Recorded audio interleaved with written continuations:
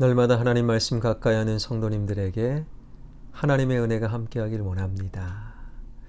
오늘 하나님께서 주신 말씀은 누가복음 3장 1절에서 6절까지 말씀입니다.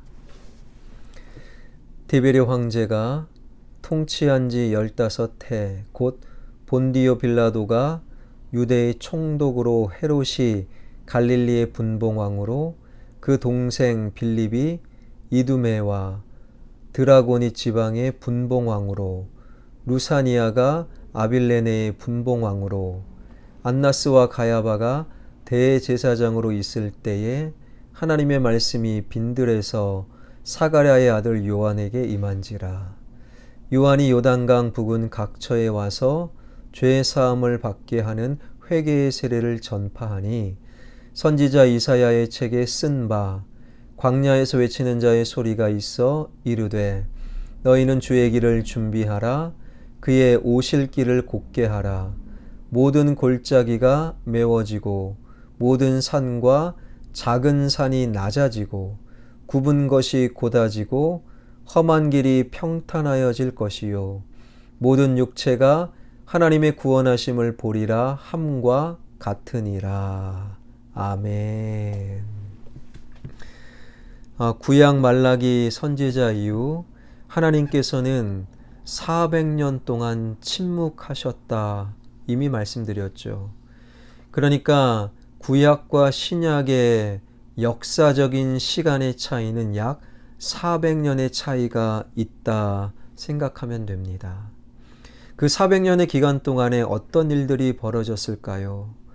BC 722년에 북이스라엘이 아수르에 의해 멸망을 당하고 BC 587년에 남유다가 바벨론에 의해 멸망을 당하고 포로로 잡혀가지요. 그러나 바벨론 제국은 페르시아 제국에 이제 멸망을 당하고 페르시아 제국의 고레스 왕에 의해 남유다 포로 귀환이 3차에 걸쳐 일어납니다. 그 페르시아 제국도 결국에 헬라 알렉산더에 의하여 쇠퇴당하고 그 헬라 제국은 이제 로마 제국에 의하여 끝나게 되지요. 그러니 400년 기간 동안에 제국이 등장했다 쇠퇴하고 제국이 등장했다 사라지는 그런 과정 속에서 하나님은 당신의 백성들에게 침묵하셨다라는 거예요. 그리고 드디어 로마 제국의 통치 아래에 있었던 이스라엘 백성, 하나님의 백성들에게 하나님의 말씀이 임하게 되었는데 그 인물이 바로 세례 요한인 거예요.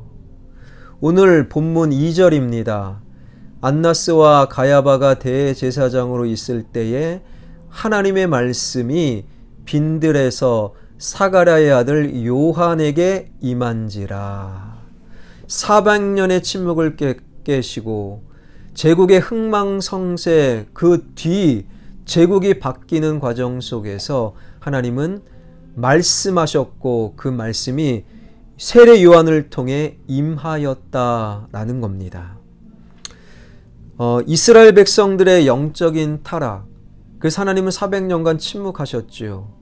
그런데 하나님께서 노아 시대처럼 완전히 싹 쓸어버리지 아니하시고 하나님은 오히려 기회를 주시고 또다시 말씀하셨던 것은 그 타락 중에도 말씀을 간절히 소망하며 기다렸던 말씀의 사람들이 있었기 때문인 거예요.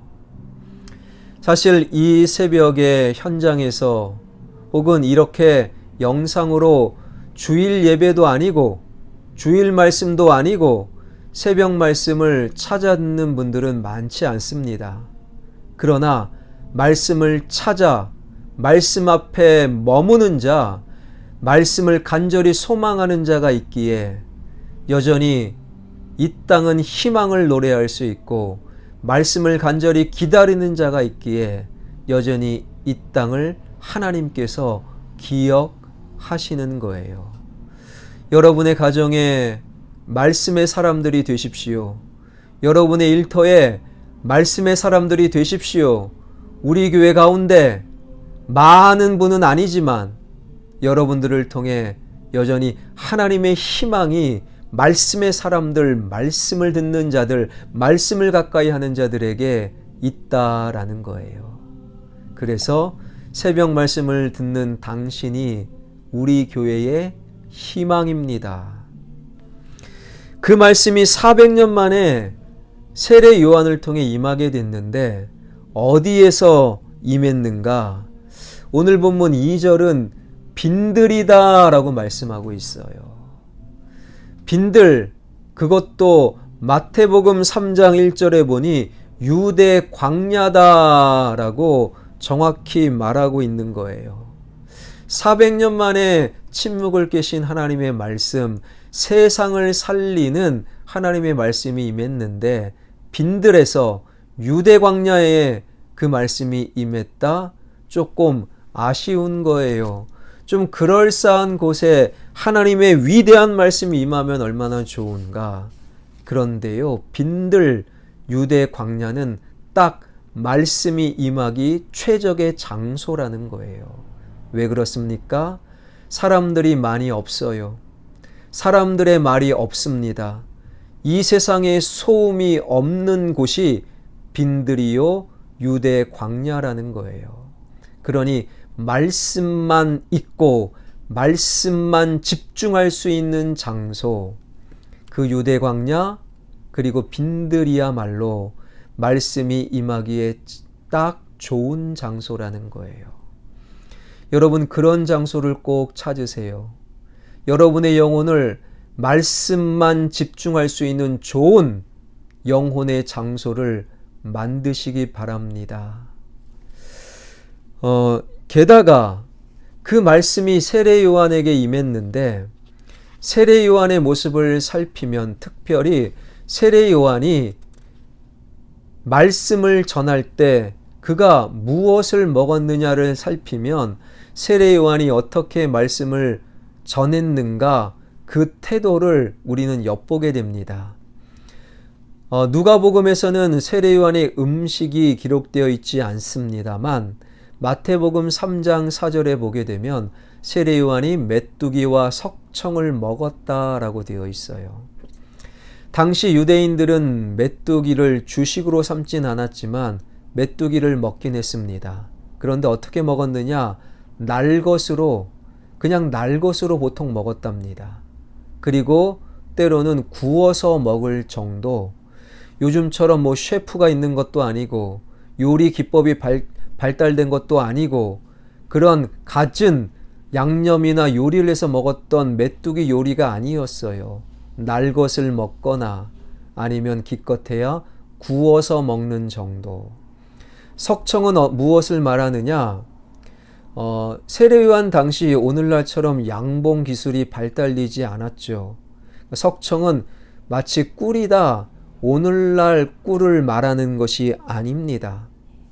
당시 유대 사회에서는 어떤 열매가 많이 있었느냐? 종려나무가 많이 있었어요. 종려나무의 열매가 굉장히 단맛을 내는데 종려나무 열매가 떨어집니다. 그런데 바위 틈 사이에 떨어진 거예요. 그것이 사람이 가공하지 않은 상태에서 자연적으로 그 석청이 발효가 되어 그 종려나무 열매가 단맛을 내는 그러한 꿀처럼 변해버린 거죠. 그것이 바로 석청이에요. 메뚜기와 석청을 먹고 영혼의 양식 말씀을 선포한 세례 요한, 그 세례 요한이 하나님의 말씀을 어떠한 태도로 다가갔느냐? 메뚜기와 석청이 우리에게 보여주는 의미는 하나님의 순전한 말씀에 세례 요한의 생각을 가미하지 않았다라는 거예요.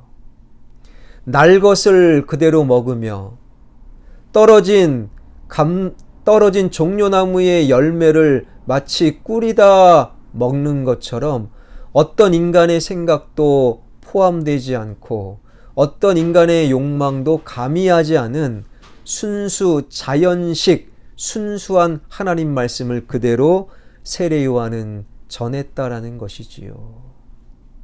여러분, 이것이 하나님의 말씀을 듣고 전하는 사람의 중요한 신앙적 태도, 하나님 말씀은 온전히 100% 순수함을 유지해야 되는 거예요. 그 순수한 선포된 말씀은 무엇입니까? 3절, 요한이 요단강 부근 각처에 와서 죄사함을 받게 하는 회개의 세례를 전파하니 회개하라 회개하라, 이것이 세례 요한의 말씀 선포였습니다. 여러분은 회개하면 어떤 생각이 떠오르십니까? 내가 어떤 잘못을 했던가? 내가 어떤 잘못된 반복적인 범죄를 행했는가? 우리는 보통 회개하면요, 잘못된 행위를 떠올리는 경우가 있는데, 회개는 그것이 아닙니다. 회개는요, 잘못된 행위를 말하는 것이 아니라 방향을 돌이키는 거예요. 그러니까 회개하십시오라고 할 때 가장 먼저 우리는 나의 방향, 내가 무엇을 바라보고 있느냐, 나의 시선이 어디에 있느냐, 나의 방향과 시선이 잘못됐는가, 잘못되지 않는가, 그것을 먼저 떠올려야 하는 거예요. 왜냐하면 회개는 방향을 바꾸는 거예요. 나의 시선을 하나님께로 돌이키는 것, 이것이 바로 성경이 말씀하시는 회개라는 거예요. 세례 요한은 선포합니다. 하나님께 방향을 돌리십시오. 나를 향한 시선을 거두고 세상을 향한 마주봄을 거두고 하나님을 바라보십시오. 하나님과 마주 보십시오. 회개를 선포하는 거예요. 여러분, 그 회개가 참으로 중요한데, 회개를 위한 그 공동체의 분위기도 참 중요합니다. 여러분, 우리가 회개를 방향을 바꾼다 알고 있으면서도 쉽게 회개하지 못하고 쉽게 나의 잘못을 인정하지 못하는 이유가 무엇이겠습니까? 그 공동체의 경직된 분위기, 그 공동체의 율법적, 형식적 분위기, 따뜻하지 못한 분위기 때문인 거예요. 고든 맥도날드 목사님이 쓰신 베스트셀러, 꼭 읽어야 되는 내면 세계와 영적 질서라는 책이 있어요. 그 책을 보게 되면 이 고든 맥도날드 목사님의 큰 죄가 기록되어 있어요. 이 죄를 하나님과 나만 압니다. 하나님 용서해 주세요. 그렇게 하지 아니하시고, 고든 맥도날드 목사님은 자신이 담임하고 자신이 섬겼던 그레이스 채플 공적 예배 시간에, 오늘날로 치면 주일 낮 예배 설교 시간에 온 성도들이 보는 앞에서 자신의 죄를 고백합니다. 여러분, 나는 간음죄, 성적인 죄를 저질렀습니다. 공적으로 고백한 이후 그 목사님은요, 모든 직분, 모든 담임 목사직을 사임합니다. 그리고 교회를 떠났어요. 비라이벨 목사님 등 그를 아끼던 수많은 목회자들이 그분의 후견자가 되어서 그분을 위해 기도하고 구체적으로 성적인 그 중독을 치료하는데 도왔다고 합니다. 그리고 모든 치료가 끝나고 더 이상 성적인 범죄는 내가 저지르지 않을 수 있는 상태가 되고 3년이 지난 후 그분은 다시 그 교회에서 받아주어 그 교회로 돌아오게 되었다라는 거예요. 저는 이 기사, 이 책을 보면서 너무 부러운 거예요. 뭐가 부럽습니까? 목사가 나쁜 짓 하고 3년 만에 다시금 목회할 수 있어서 부럽다. 그것이 부러운 게 아니에요. 잘못한 목사가 하나님만 아시지요, 하나님께만 고백한 것이 아니라 공적으로 수많은 성도들에게 공적으로 자신의 죄를 고백하고 그 회개, 그것이 하나님께로 방향을 돌릴 수 있는 회개로 이어지기 위해 그 교회 그레이스 채플이 영적으로 따뜻하게 분위기를 만들고 그분을 용서하고 담임 목사를 새롭게 받아주었다. 그 회개할 수 있는 분위기가 참으로 부러운 거예요. 여러분, 우리 하나님은 무서운 하나님이 아니세요. 하나님의 속성은 사랑. 하나님은 어떤 죄도 용납하지 아니하시는 결벽증에 걸린 분이 아니시라는 거예요.